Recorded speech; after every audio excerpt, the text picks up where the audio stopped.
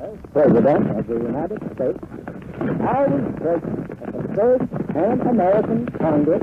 My friends, we shall declare that this nation is able to legislate for its own people on every question. My fellow citizens, recent events have imposed upon the patriotic people of this country The big bosses of the political field, the beneficiaries of privilege in the field of industry, the men who... I am willing to admit that war has accomplished much in the progress of the world. I am willing to admit that there are certain crises. There never was a time when impatience and suspicion were more keenly aroused by private power selfishly employed. When jealousy of everything concealed or touched with... My countrymen, the first flaming torch of Americanism was lighted in framing the federal Constitution in the sale of his produce, no matter how low the price, to pay his taxes. The manufacturer, the professional man.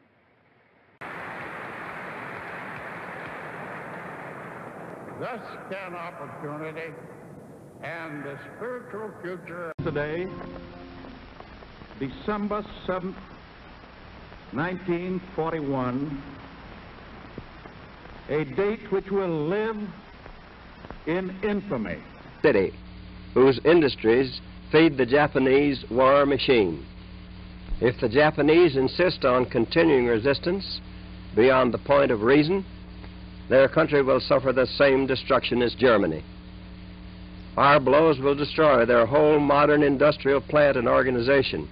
I do not know whether the rest of you in this audience have been able to make that same tour, but it is like nothing else so much, in my mind, as the radar room in a big battleship or some other complex thing that really is entirely beyond my comprehension. Its conquest deserves the best of all mankind. We choose to go to the moon. We choose to go to the moon.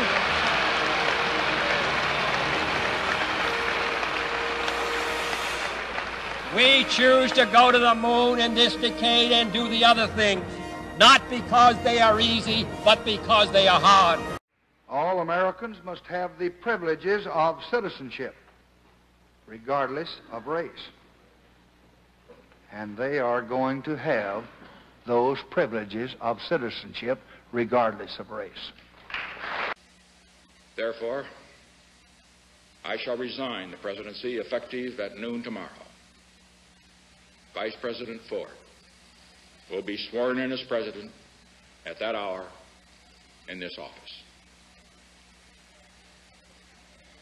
No Soviet domination of Eastern Europe, and there never will be under a Ford administration. I want to talk to you right now about a fundamental threat to American democracy. I do not mean our political and civil liberties. They will endure. I have to interrupt right here and tell you that in one of my visits, I won't name him, I don't want to embarrass him, but one of the heads of state that I met with on this visit, he gave me one while I was on the way. Told me the story about the two fellows in the Soviet Union that were walking down the street, and the one of them says, "Have we really achieved full communism? Is this it? Is this now full communism?" And the other one said, "Oh, hell no, things are going to get a lot worse." Raise taxes and I'll say no, and they'll push and I'll say no, and they'll push again and I'll say to them, read my lips. To the American people, I want you to listen to me. I'm going to say this again. I did not have sexual relations with that woman, Miss Lewinsky. There's an old saying in Tennessee, I know it's in Texas, probably in Tennessee, that says, "Fool me once, shame on you." The world that the United States has conducted an operation that killed Osama bin Laden, the leader of Al-Qaeda, and a terrorist who's responsible for the murder of thousands of innocent men, women, and children. We will make America strong again. We will make America proud again.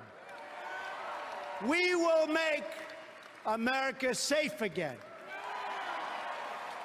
And we will make America great again. God bless you and good night.